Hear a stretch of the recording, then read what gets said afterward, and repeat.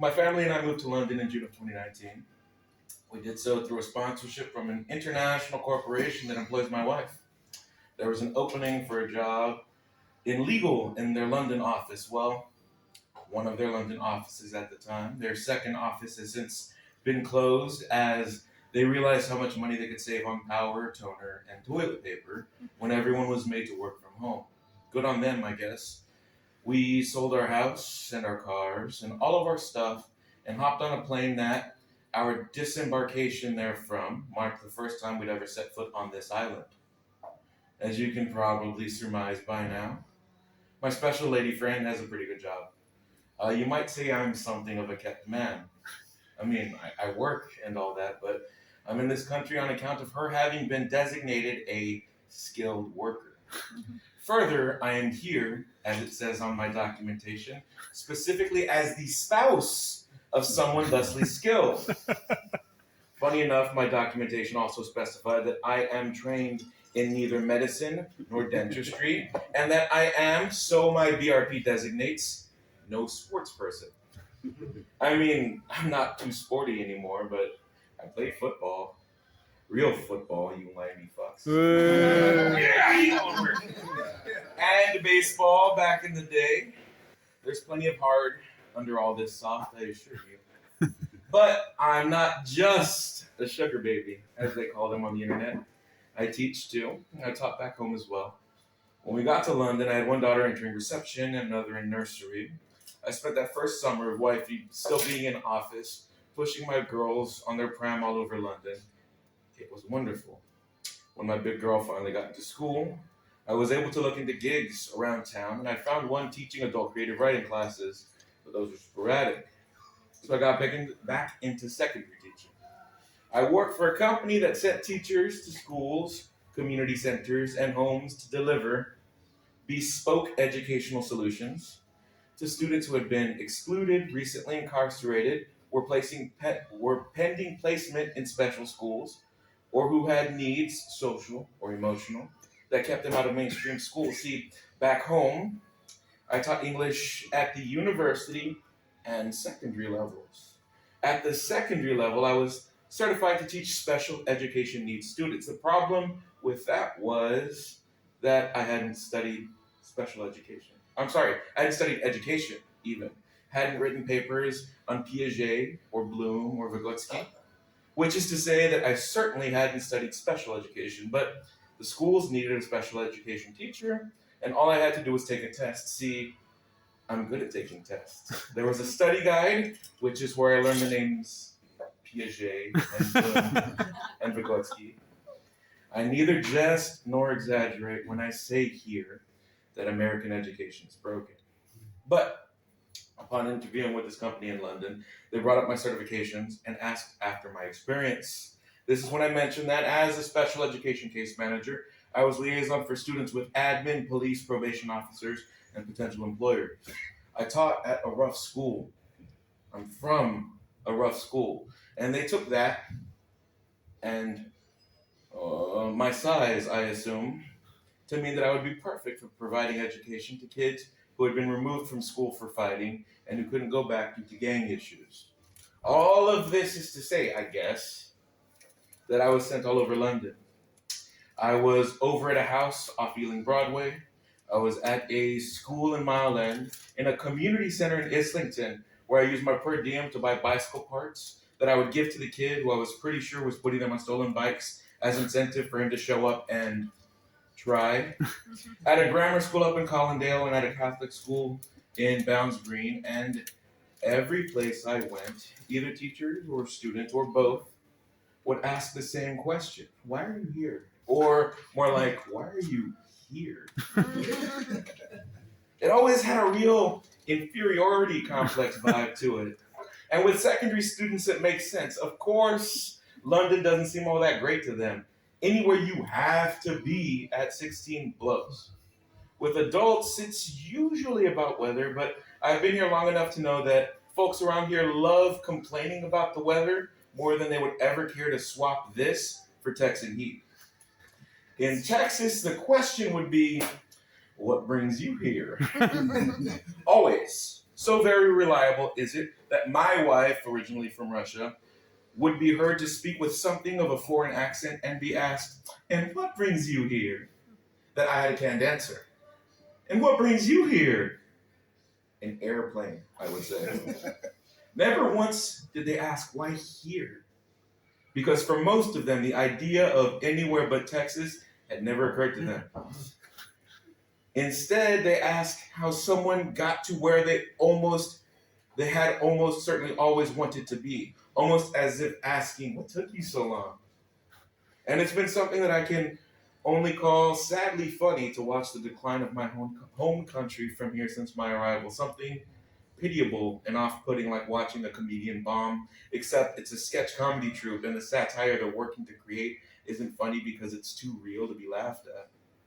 Because here I am in a country that throws up their hands at the fact that everything's just kind of shit. And they're like that. You're like that. Because you're here at the ass end of a dying empire. History moved on. Naval fleets, or whatever the fuck won you the world, have gone the way of, well, conquering naval fleets. And back home, they still think they're the greatest country in the world. So being here is like talking to an old soldier, or better, an old fighter. Britain's an old fighter whose mind remembers their past greatness, whose instincts and training could whoop the ass of any punter who would step up and take the chance, if only all of that knowledge were in a younger body. But the States is like a bully who thinks and for a while has everyone around him convinced that he's strong because he's big.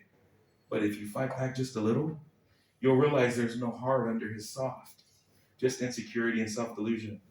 And that's why when he grows up, he'll wear a gun on his hip to go to the post office. I digress, but only kind of. So anyway, it's always, and I mean always, why are you here? Well, it's that, why are you here? And so, America, what's with the portion sizes? And the other one I always get is, so why all the guns? And let me tell you, the last question is a big part of the answer to the first one. We've seen another big, splashy shooting recently.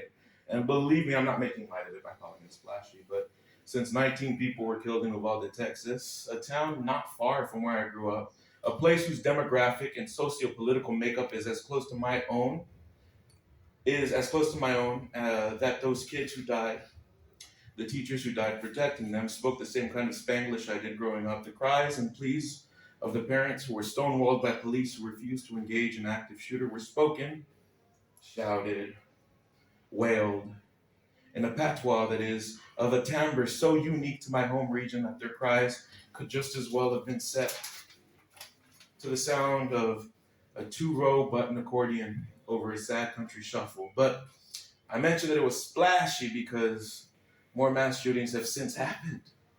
And already the news cycle has passed them by. It takes a splashy one at an outdoor music festival, say, or one at a Walmart, or perhaps one where primary school age children are torn to shreds beyond human recognition to the point the parents have to be swabbed for DNA samples to match to the gore. The frequency of these tragedies, the speed of the news cycle to cut to some other splashy bit of this or that, the active gun lobby-backed misinformation campaign led by conservatives in my home country is exhausting, and they count on that. They count on the country being too tired to act, too busy reeling from the shock of the last one to register the tragedy of the next one, or the next one, or the next one, too overwhelmed by the sadness of each bloody tree to notice the forest of carnage spreading from here to the ends of the scorched earth. This steady stream gaslights us into believing that there's no way to stop it, that the next one is just a couple people, or just some adults, or at least not a classroom full of kids. And if you're willing to minimize the severity of one, if even only through comparison to the last splashy one, you're doing the dirty work of those who would stop any sensible gun laws. And that's how I forgot. And that's why it took accidentally lying to my daughter to remember. When my wife and I were talking about this last splashy tragedy, my daughter overheard. She asked, "Dad, do we hate Texas now?" I said, "No." She said, "Okay, but that's because you were never in a shooting, right?" "Yes," I told her. And I didn't realize that I was lying, or at least I didn't realize that I was wrong. I was ashamed of how relieved I am to not be back there, to not have to look at my daughters as I drop them off for school in a state where people walk into convenience stores and shopping malls with semi-automatic rifles slung over their shoulders, where they holster weapons on their hips to go to the post office, 'cause freedom. And that's when I remember the poem that I had started. This poem that I started in October of 2013. And that's when I set about finishing it. So, once again, ever so pretentious. A poem with a title within an essay, which already had a title. Oh, I talk so much. But this is called Saints and Angels in the Courtyard Floor. Very nice. The sidewalk outside the library was buff, slick, and strange in an area of about 36 square feet of cement. My loafers, loose and scratched and faded, squeaked and slid on the spot where the crime scene cleanup had wiped and bleached and buffed the mess Adrian made at lunch when he poured his heart out onto the ground. The dirt devoured the rain without thanks for the sky that gave it, or the thirst it quenched. Forgotten like the rain will be thankless and blamed for its absence later. Angels don't come from men, and so it's like he's lost you again. They're celestial beings, not corporeal, only visiting people in dreams. Perhaps you confused angels and saints when you said you'd always be there for your son. You were 16. He was 2. He's almost 11, catching up to you soon. Juan Diego was beatified in 1531. The Blessed Virgin, Tonantzin, Our Lady of Guadalupe, appeared to him on 5 separate occasions, once presenting him with roses to give to the doubters as proof of their meeting. At least I think it was roses. I don't really know or care. Juan Diego, the first indigenous American sainted, brought Mexico, before it was even Mexico, legitimacy for its Catholic Church. Other such apparitions have occurred. Our Lady of Aparecida in Brazil, Our Lady of Charity in Cuba, La Virgen de los Ángeles, known affectionately as La Negrita in Costa Rica. The apparitions were as efficiently widespread as golden arches along the byway, highway, interstate, inner city vascular system of my home country. But Juan Diego was the first. And for that, he's a saint. You, son, did not do that. And so it's like he's lost you again. The sidewalk outside the library has been trodden upon, spit on, rained on, cried on, and bled on anew. But if you look close enough, you can see where that one bit of chemical sterilization and plain old elbow grease scrubbing wore down those 36 square feet. But maybe it's just that I know where to look, and am sadly having that bias confirmed. The angel Gabriel visited Zechariah. He let the old man know that his wife would bear a son, John the Baptist, in spite of their advanced age. He also, the angel Gabriel, visited Joseph and explained the immaculate conception of his Lord and stepson to come. What was it about expectant fathers, their insecurities? Though with Joseph, it's more apparent. That necessitated angelic apparition. In that way, the only way angels appear, because remember, angels are not human. One does not become the other when they die, even if you believe any of that, which I don't. And so, Adrian, it's like he's lost you again. Thank you.